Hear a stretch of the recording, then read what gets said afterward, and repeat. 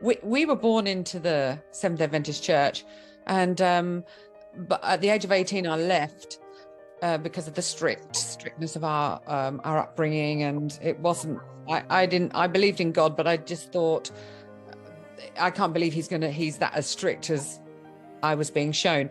So I left. My sister also left. Our brother also, and my sister and I both came back 2 years ago, about this time 2 years ago, and I found that the church had changed a lot since I was there before. A lot of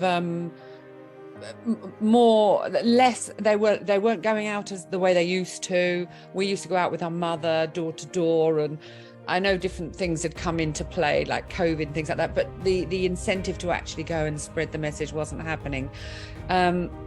So I went to different churches when I first came back, and none of them were motivated to do anything, and I was quite keen, I suppose like a new Christian all over again, and quite keen to spread the message. And I started off with wanting to visit prisons. One of our lesson studies over a year ago was to go out and visit people in the prisons. And so I was trying to find who was responsible for that. So I checked with different churches. That's actually how I ended up being introduced to the other Maxine, who's on this group, because I rang South England Conference and she was on the reception. So we got talking, and that's how she introduced me to Loud Cry Ministries. Actually, it all sort of started that way around. Anyway, I never did get an answer from Pastor Max Mackenzie, who was responsible for the communities. Needless to say. Yeah, so I placed email and text. I didn't get anything. But anyway, we then thought, well, at least it's positive now that we've got a connection into doing book distribution, which I was interested in. And then I settled at Colchester Church because I'm not a member of Colchester. I'm a member of King's Cross, actually, because I joined them during COVID. But I will transfer at some stage because I was baptised. My sister and I were both baptised in June together last year, and we're both members of King's Cross still. Now Deborah is now down at Worthing and Brighton and Worthing churches.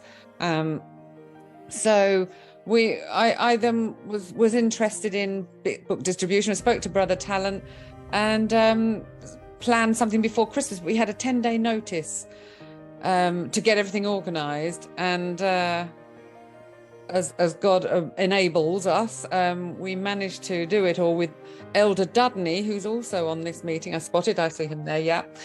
Who's responsible for the evangelism at Colchester Church.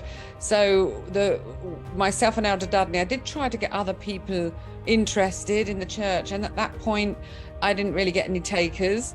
But anyway, it was good that it was the two of us, because it's quite new, it's quite a lot to learn, and we did training video. You know, it's not just a matter of just giving out the books, it's the legal side of things as well, so that we don't offend, or we're in the right location. And it was just amazing. I think we had all sorts of delays happening. I think obviously the enemy was out there to stop it all. He wasn't happy at all that this was going ahead, but we had such an amazing day.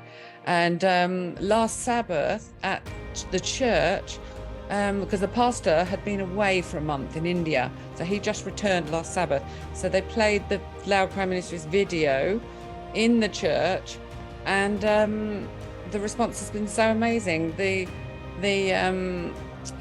members, a number of the members approached saying they would like to be involved in the next time that we go ahead. The pastor himself said he wants to be there also. And praise God. I'm meeting him on Monday to discuss more detail, because I think he wants to try and to do a proper distribution again for Easter time.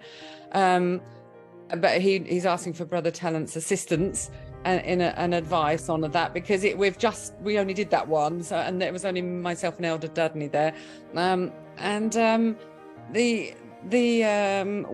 believe Elder Dudley was telling me that because I don't get the contact come through me, the labels on the books are for the church, that there is certainly some interest, and I think one lady picked up some books and her daughter's been in touch. Mostly young people we were finding. I'm sure everyone must find that. There's so many young people out there that want to know what there is, what positivity there is for the future, because it's so bleak at the moment for them. And it was just it was lovely. It was absolutely amazing. So we're looking forward to proceeding. And I started off with my introduction of the video in the church on Sabbath, saying we'd just had John 3:16 read out in the church. And so I said, in Matthew 22, Jesus gave us 2 commandments: to love him, the Lord our God, with all our heart, soul and mind, and also our neighbours as ourselves. And I said, and we love our God, do we love our neighbour? And that's everybody out there. They all deserve to hear this message. They're all God's children. They may say no, but they have to hear it, because if we don't tell them, woe to us, as it says in the Bible anyway. So that was it. It's moving forwards now. I'm really, really pleased. Self-denying efforts will be put forth to save the lost, and many who have strayed from the fold will come back to follow the great shepherd. The people of God will draw together and present to the enemy a united front.